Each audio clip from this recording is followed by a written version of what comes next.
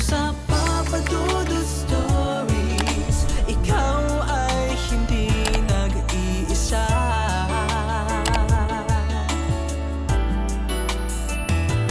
Dito sa Papa Dudut Stories, may nagmamahal sa'yo.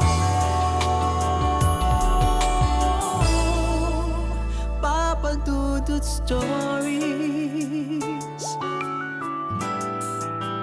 Papa Dudut Papa Dudut. Sa lahat po ng mga nakatutok ngayon, huwag pong kalimutan mag-like, mag-share at mag-subscribe. Maraming salamat po sa inyong lahat.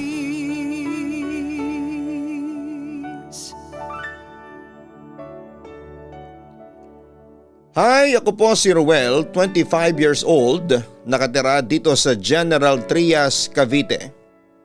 Isa ako sa mga silent listeners ng Papa Dudut Stories since 2022. Sa totoo lang ay ilang beses lamang akong nakapag-comment doon sa kwentong Secret Society at sobrang kinikilabutan talaga ako doon. Kaya naman heto, gusto ko sanang i-share sa inyo ang aking naging karanasan. May ilang taon na rin ang nakakaraan.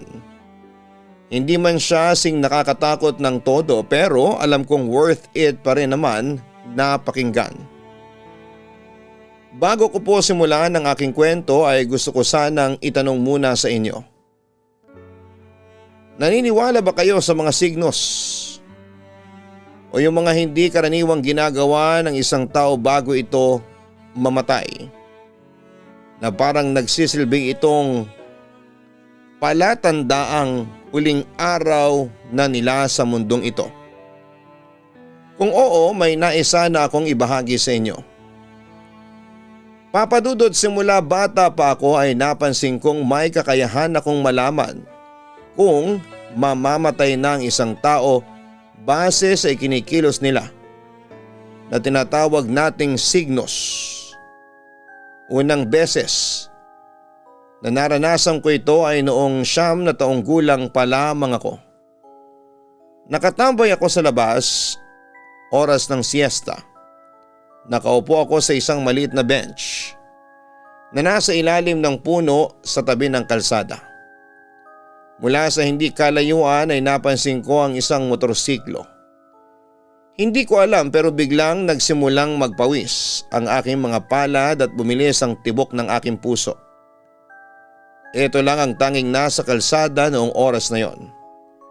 Liban sa itim na kotseng nakaparada sa tabi ng bahay namin.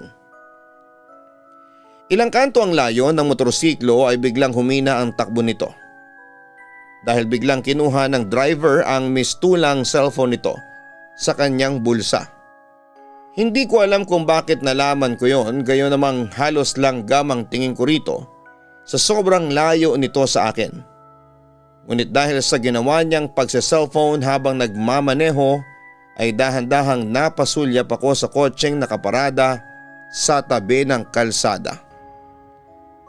2 kanto ang layo mula sa akin ay nakita kong ibinulsa ng driver ang kanyang cellphone. Doon ako nagsimulang magpabalik-balik ng tingin sa kotse at sa motorsiklo. Hindi mapakali. Ang mga mata ng driver ay nakatutok na ngayon sa kalsada. Nang dadaan na ito sa harap ko ay bigla ko na lamang nasabi ang mga katagang madidisgrasya ang taong ito. Hindi nga ako nagkamali dahil biglang lumiko ang motorsiklo at bumangga sa kotseng nakaparada. Dahil sa nangyari ay nagsilabasan ang mga tao upang tingnan ang nangyari. Gasgas lang ang natamo ng driver at ng motor nito samantalang nayupi ang likod ng kotse. Tinulungan ng mga tao ang driver na natumba at tinanong kung ayos lang ba ito. Nang tanungin kung anong nangyari maski ang driver ay hindi maintindihan dahil ayon sa kanya, hindi niya nakita ang kotseng nakaparada. Parang bigla na lang daw itong lumitaw sa harapan niya kaya sa gulat ay bigla niyang naibangga ang motor niya rito. Simula noon ay hindi na naging normal sa akin ang lahat, Papa Dudut. Lalo na kung nagkaroon ako bigla ng interes. Napansinin ang bawat kilos ng isang tao. Year 2013 matapos ang school year. Isang araw bago magbakasyon ay pauwi na kami ng aking mga kaklase. Habang naglalakad ay bigla ko na lamang naitanong sa kanila kung ano ang pinakagusto nilang year nila sa high school. Napaka-impertinente nga ng tanong kong yon dahil second year pa lamang naman kami. Para sa akin kasi masyado kong na-enjoy ang second year at parang gusto ko na sanang manatili na lamang sa second year habang buhay. Nang mga huling buwan kasi bago matapos ang school year ay wala akong ibang sinasabi kundi ang ayokong mag third year kahit pa excited ako sa prom. Ewan ko ba, parang kinakabahan ako tuwing naiisip ko na mag third year na ako. First day of school nga ay wala akong gana. Nang magpagawa ng essay sa amin ng aming teacher, sa aming first day ay wala akong ibang naisulat na interesante. Dati naman kapag ganong mga essay ay nagugustuhan ko talaga dahil sa hilig ko sa pagsusulat. Pero tamad na tamad ako ng araw na yon. Hanggang sa dumating ang second week ng pasukan. Naaksidente ang panganay naming si Kuya Lester. Nang dumating ang hapon, umuwi ang mama ko galing sa ospital. Kaming dalawa lang ng isang kuya kong si Joreen ang may iwan dahil sila ng papa ko ang magbabantay sa kuya ko sa ospital. Bago umalis, si mama bitbit ang mga unan, kumot at iba pang kakailanganin nila ay nagbilin siya sa akin na maglinis ng bahay. Naisip ko noon na bawal para sa amin ang maglinis lalo na ang magwalis dahil maggagabi na. Bakit niya kaya nasabi yon? May paghahandaan ba kami? Kinabukasan? Kaya dapat ay malinis ang bahay? Yan ang nasa isip ko habang nagwawalis. Kinabukasan nangyari ang ayaw kong mangyari. Namatay po si Kuya Lester. Ayaw bumuhos ng luha ko dahil nakatulala lamang ako. Biglang sumagi sa akin na kaya pala dati ayaw kong mag third year ay dahil sa year na ito mawawala sa pamilya namin ang kuya ko. Sumapit nga ang gabi, maaga akong natulog noon dahil nakatakda akong pumasok noon sa eskwelahan. Habang natutulog ako ay bigla akong nanaginip na bumangon daw ako sa kama. Nalimpungatan at naghihikab pa nga ako noon nang lumabas ako ng kwarto at bumaba para pumunta sa kusina at uminom ng tubig. Pero agad ko nang napansin na tahimik sa baba kung saan ay nakaburol si Kuya Lester. At nang makababa ako ay kumpirmadong walang tao tapos ang tanging liwanag na naroon ay nagmumula sa mga bukas na kandila. Papadudot nakaramdam ako ng panghihilakbot at dahan-dahan akong tumungo sa sala kung saan ay naroon ang kabaong ni Kuya. Nasaan na kaya mga tao? Ang sabi ko pa noon sa sarili ko habang lumalapit sa kabaong. Pero papadudot pagsilip ko sa kabaong ay natakot ako kasi walang laman ang kabaong. Tapos maya-maya ay may naramdaman akong humawak sa kanang balikat ko na malamig na kamay. Kinilabutan ako at bahagyang napalingon at doon ay nakita ko ang tila kulay gray ng kamay. Dahil doon ay tuluyan ko nang hinarap ang nagmamay-ari ng kamay na yon. At laking gulat ko nang makita ko nga si Kuya Lester. Nakatayo at nakatingin sa akin. Malungkot ang mukha niya at para bang umiiyak. Pero dahil sa labis na takot ay napasigaw ako sa aking panaginip. At yun nga, muli akong nagising. Agad akong bumangon at binuksan ang pinto. Agad ko namang narinig yung mga nag-uusap na tao sa baba kaya nakahinga ako ng maluwag. Later ay nagpasya akong bumaba na para uminom ng tubig. Doon ay sinalubong ako ng aking ina at tinanong niya ako kung kumain na nga ba ako bago matulog. Magalang naman akong sumagot ng oo.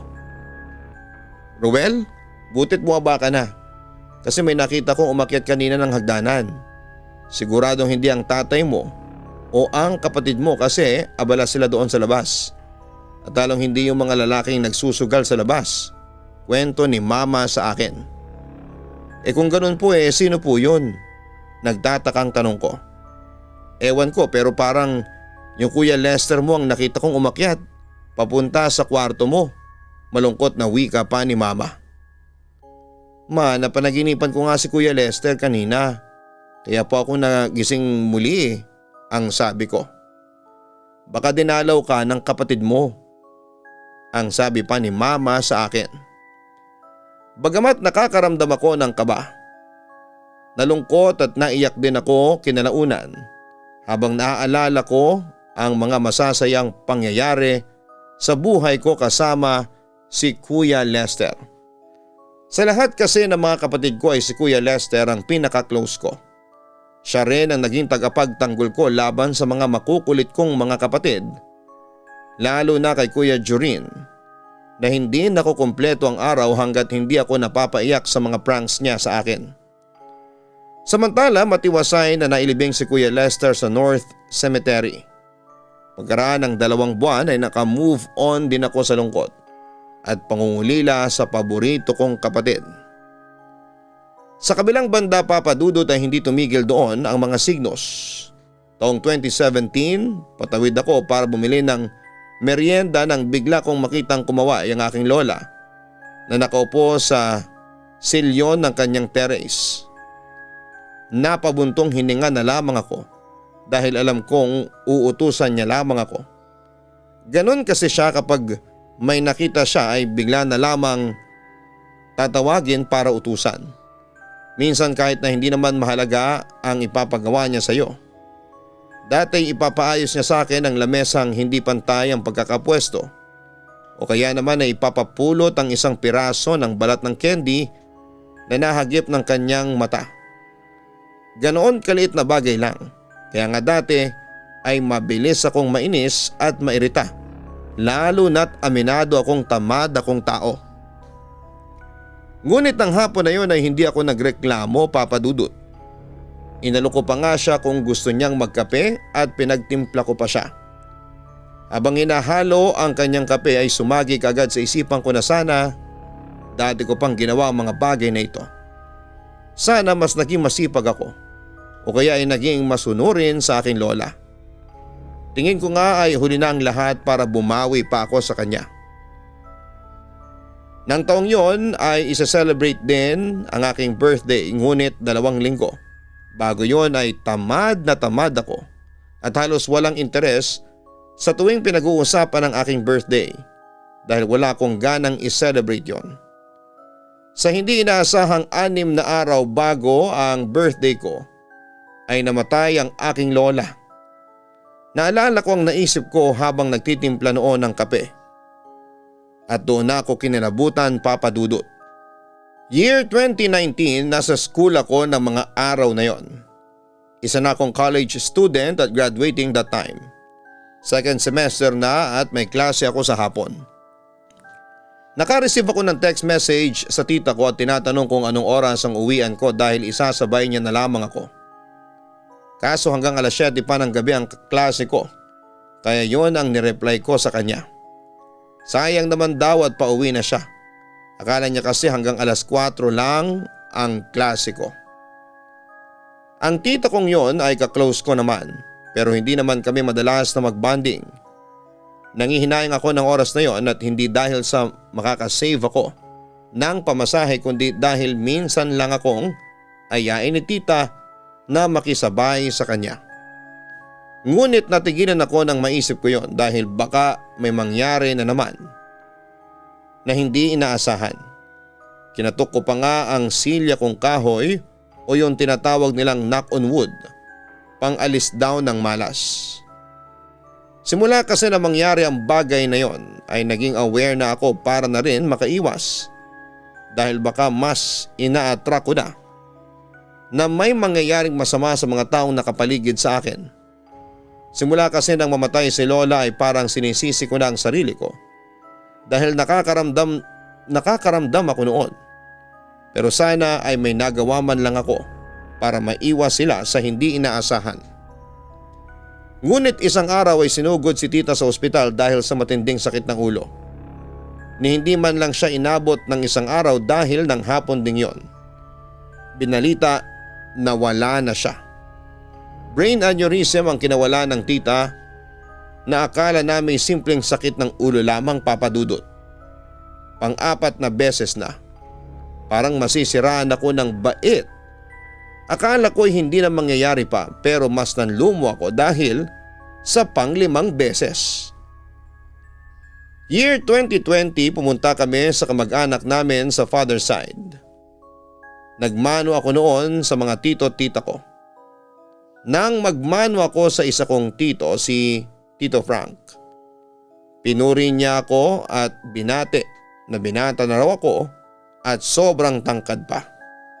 Ikinagulat ko yon dahil simula pagkabata ng pagalitan niya ako ay naging malayo na ang loob ko sa kanya, talagang hindi ako komportable sa kanya. Pero ng araw na yon ay parang nalusaw ang pagkakatampo ko sa kanya at napalitan ng tuwa. Nang mauwi ako at hagip siya, ng aking paningin ay napangiti ako at nasabing pinapatawad na kita. Makalipas ang ilang linggo ay nakatanggap si Papa ng tawag at kinabahan ako dahil sa naging reaksyon niya. Si Tito yung tito na nabanggit ko, na aksidente habang pauwi sa kanila. Nakasalubong niya ang bus at wala na si Tito. Sa puntong yon, Papa Dudut, ay nagpanik na ako. Hindi na kasi normal ang mga nangyayari. Hindi lang kasi sa mga kamag-anak ko nangyayari ang mga signos na nakikita o nararamdaman ko, maski sa mga taong hindi ko ka-close o kakilala. Kaya sabi ko sa aking sarili, baka malas ako o may sumpa, kaya lahat ng naiisip o nararamdaman ko ay nagkakatotoo. Dahil dito ay nagsimula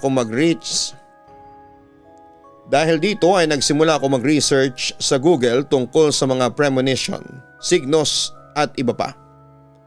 Nagawi ako sa isang article tungkol sa anghel ng kamatayan na si Azrael.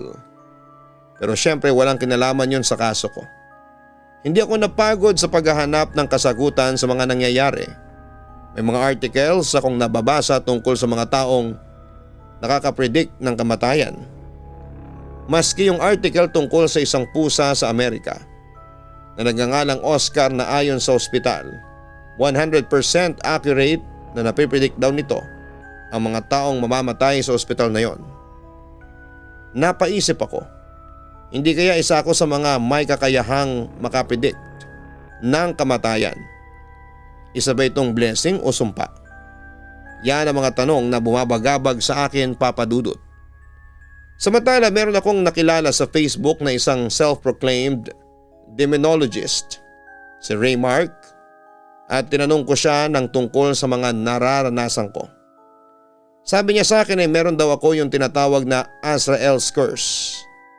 Hindi lang daw basta napipredict ang kamatayan ng isang tao sa pamamagitan ng signos, kundi ako raw yung mismong dahilan kaya namamatay ang isang tao.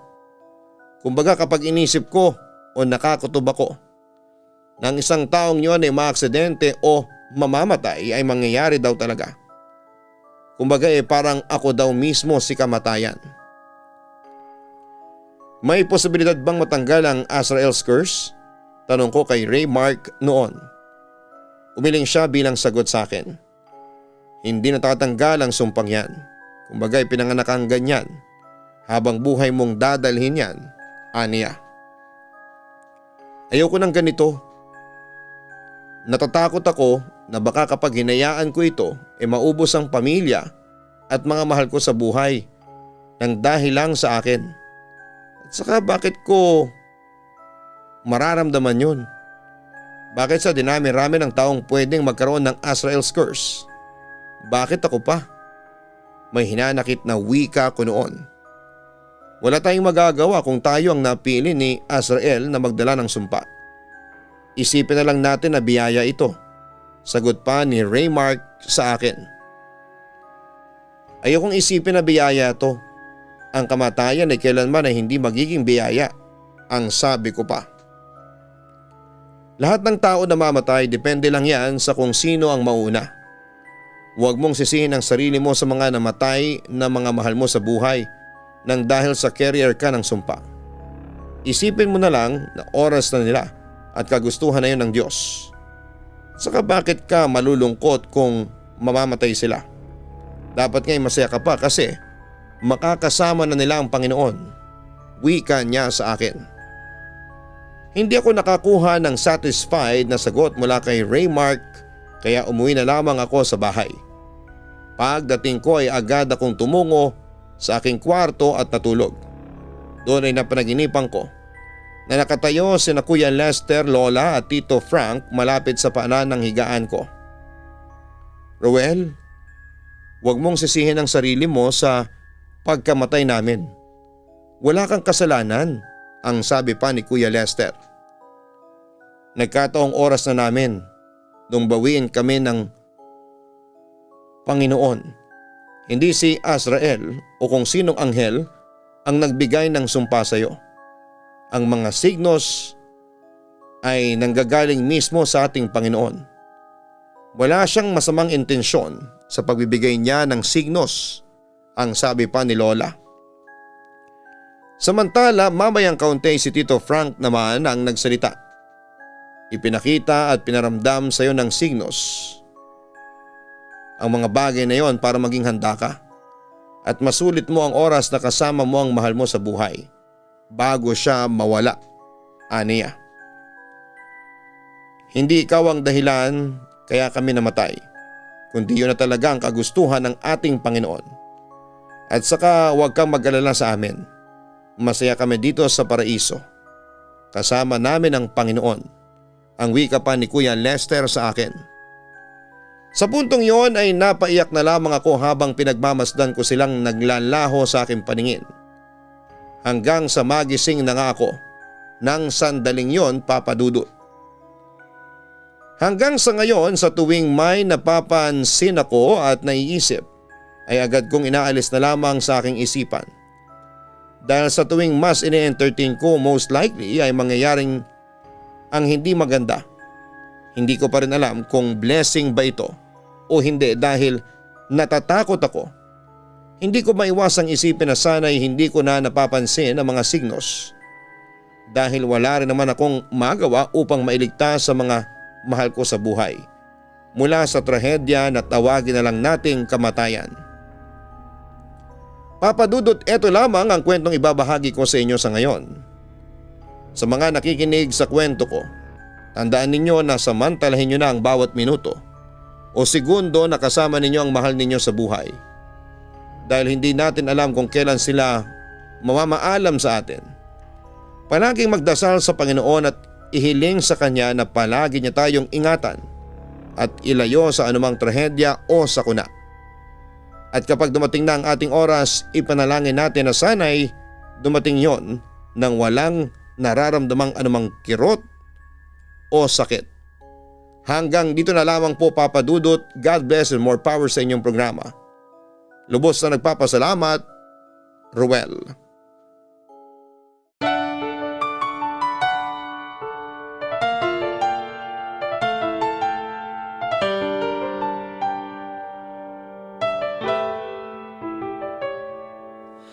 Ang buhay ay mahiwaga, laging may lungkot at saya. Sa Papa Dudut Stories, laging may karamay ka.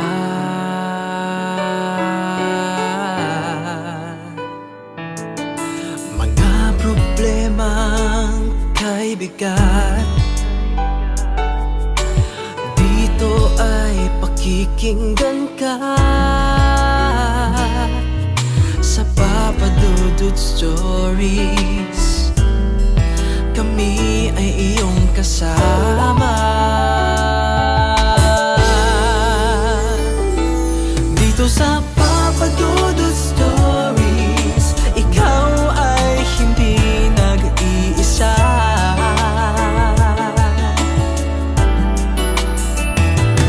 Dito sa Papa Dudut Stories, may nagmamahal sa'yo.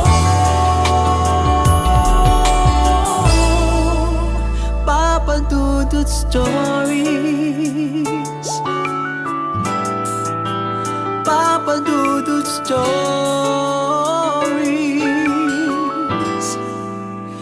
Papa Dudut Stories.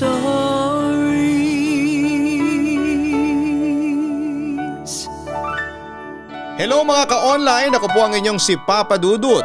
Huwag kalimutan na mag-like, mag-share at mag-subscribe. Pindutin ang notification bell para mas maraming video ang mapanood ninyo. Maraming salamat po sa inyong walang sawang pagtitiwala.